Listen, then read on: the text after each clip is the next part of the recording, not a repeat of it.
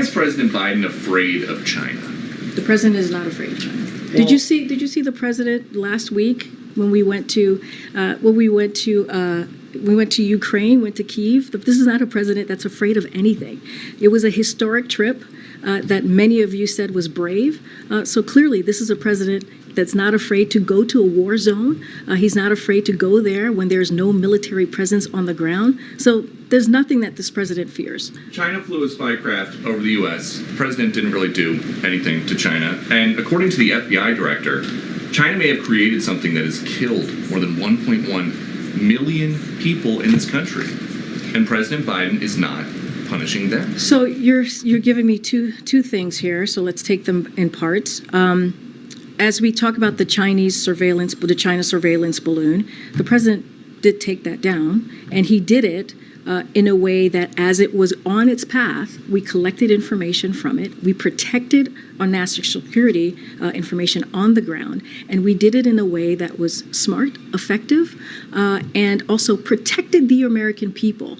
That's what the president's always going to put forth, is the safety of the American people. So that's what the president did with that particular issue. Look, as it relates to, you're talking about the COVID origins, we've been very clear. We've been very clear that we need the data and we need to figure out how to get to the bottom of the COVID origins. And that's something that the president has said since the beginning of this administration. So that none of that has changed. But with his campaign, it was all about shutting down the virus and how hard it is for families with an empty chair at the kitchen table because of COVID. If we now know, according to the FBI director, who is most likely responsible for all those empty chairs at all those kitchen tables, why not do more to try to hold them accountable? So I'm going to flip that on its head for a second. It was because of this president that took action. By the way, the last administration did not have a comprehensive plan to actually. No. Responding to COVID, but where did COVID come from? If we know. Peter, you can't tell. First of all, you can't tell me how to answer the question. I'm going to answer it for you, right? So just give me a second. So because he took those actions, he actually helped to save lives. Because he took action to make sure that people got shots in arms and put a comprehensive plan in front of the American people and put in the work.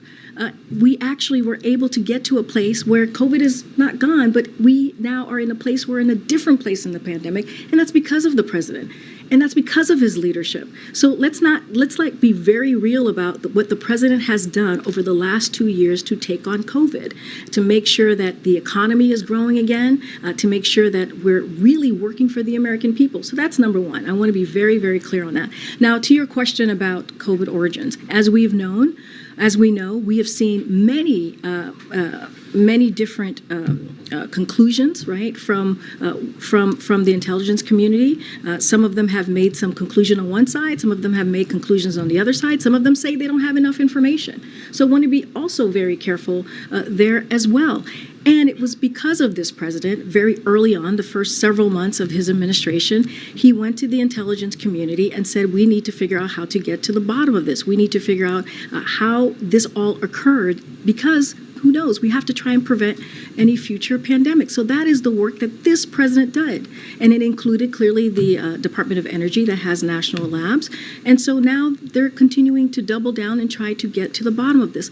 Our relationship with China has not changed. It is very different, very clear, very different than how we've seen it in the last administration.